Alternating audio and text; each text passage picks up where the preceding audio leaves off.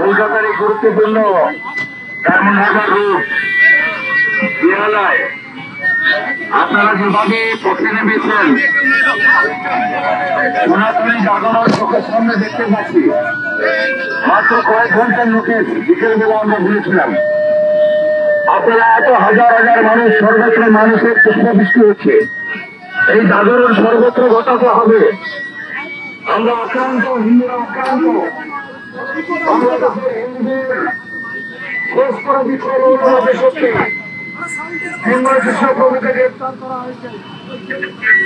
ভাবে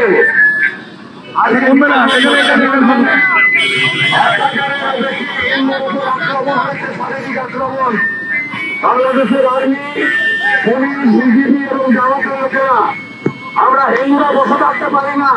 এটা অন্য দেশের বিষয় নয়, এটা হিন্দুদের বিষয়। আমাদের গোটা পৃথিবী হিন্দুদের এখন রাস্তায় নামতে হবে এবং ভারতবর্ষ থেকে কতক্ষণ এই অত্যাচার বন্ধ হয় আর প্রভুকে নিঃশর্ত মুক্তি দেয়। আমরা এমন পরিস্থিতি করতে চাই এই বাংলাদেশের এই মৌলবাদী শক্তিকে ওরা যাতে ৭১ যা হয়েছিল তার ৩ গুণ বুঝতে পারে। পাকিস্তানিদের যেভাবে ৭১ ভারতীয় সেনা দিয়েছে জবাব দিয়েছিল, তার থেকে কঠিন কঠোর ভাবে এদেরকে বুঝিয়ে দিতে হবে।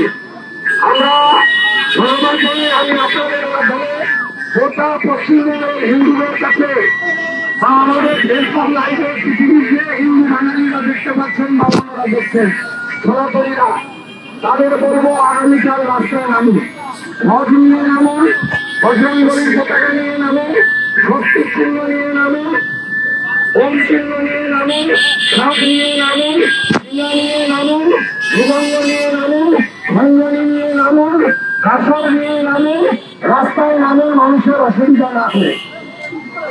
আগামীকাল বিকাল ৩টার সময় বাংলাদেশ জাতীয় হাইকমিশন অভিযান, ভারতীয় জনতা পার্টির সব এমএলএরা থাকবেন।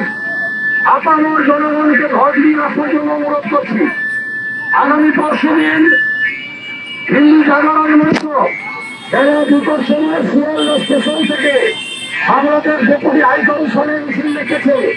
অন্তত ১ লক্ষ হিন্দু যেন শিয়ালদা স্টেশন থেকে এই মিছিলে সামিল হয় এই আবেদন করব এবং পরবর্তী কর্মসূচির ঘোষণা আগামীকাল করব।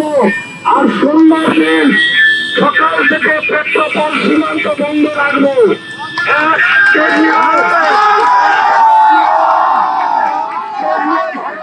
কিছু পাঠাতে দেব না।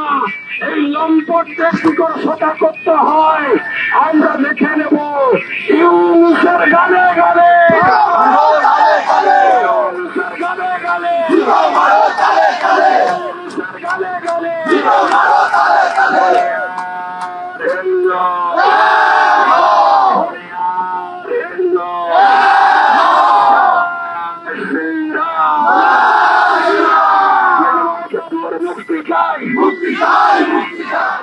আমাদের ভিডিও ভালো লাগলে লাইক এবং শেয়ার করুন।